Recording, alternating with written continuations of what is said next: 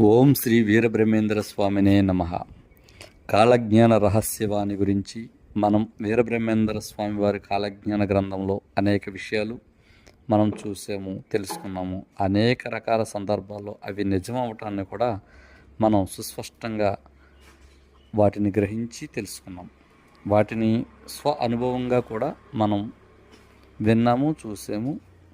అయితే ఈ కాలజ్ఞాన వివరణ ఏదైతే ఉందో, ఈ గ్రంథంలో ఉండేటువంటి విధానం ఏదైతే ఉందో, ఇది 25% మాత్రమే బయటికి తెలియజేశారు.